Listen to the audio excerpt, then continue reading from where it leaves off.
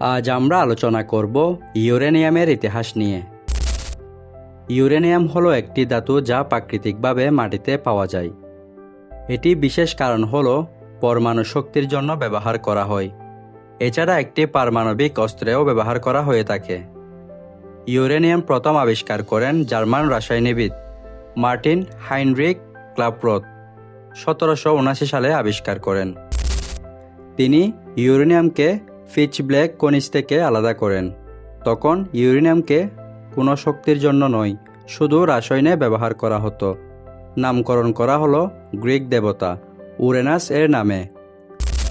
1800 এবং 1900 শতকে ইউরেনিয়াম প্রধানত পেইন্টে রং দিতে ব্যবহার করা হতো। পিচ ব্ল্যাক থেকে পাওয়া ইউরেনিয়াম দিয়ে হলুদ রঙের কাচ বানানো হতো। তখন কেউ জানত না যে এটি পারমাণবিক শক্তি উৎপাদন করতে সক্ষম। তবে প্রথম দিকে এটি রেডিও অ্যাক্টিভ এবং বিপজ্জনক হিসেবে পরিচিত ছিল না। 1896 সালে হেনরি বেকারেল আবিষ্কার করেন ইউরেনিয়াম রেডিও অ্যাক্টিভ।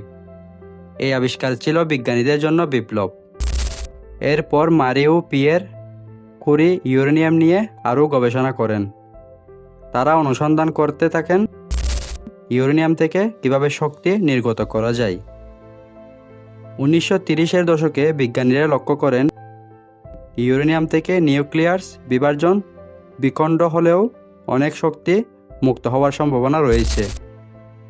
এই আবিষ্কার পরবর্তীতে পারমাণবিক বিদ্যুৎ এবং পারমাণবিক অস্ত্র তৈরির ভিত্তি হয়ে দাঁড়ায়।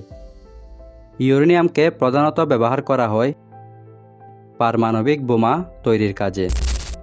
1954 সালে মার্কিন যুক্তরাষ্ট্রে হিরোশিমা ও নাগাসাকিতে বোমা ফেলা হয়, যার মধ্যে ইউরেনিয়াম গুরুত্বপূর্ণ ভূমিকা রাখে। এই সময় ইউরেনিয়ামের গুরুত্ব বিশ্বব্যাপী হয়ে যায়। আজকের দিনে ইউরেনিয়াম প্রধানত ব্যবহার করা হয় পারমাণবিক বিদ্যুৎ কেন্দ্র এবং বিদ্যুৎ উৎপাদনে।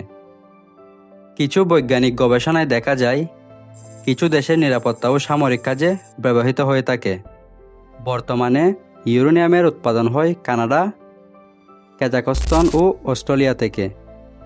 ইউরেনিয়াম রেডিও অ্যাক্টিভ হওয়ায় এটি বিপজ্জনক, তবে পরিবেশ যদি এটি সঠিকভাবে সংরক্ষণ করা না হয় তাহলে পানি ও মাটির দূষণ ঘটতে পারে। ইউরেনিয়াম শুধু একটি ধাতু নয়, এটি মানব ইতিহাসের শক্তির ধারাকে পুরোপুরি বদলে দিয়েছে। ইতিহাস ও বিজ্ঞানের বর্তমান যুগে এর প্রভাব খুবই গুরুত্বপূর্ণ। বন্ধুরা, এই ছিল আজকের ভিডিও ইউরেনিয়ামের ইতিহাস নিয়ে। দেখা হচ্ছে পরবর্তী ভিডিওতে, ততক্ষণ ভালো থাকুন। ভিডিওটি ভালো লাগলে অবশ্যই সাবস্ক্রাইব করুন। ধন্যবাদ।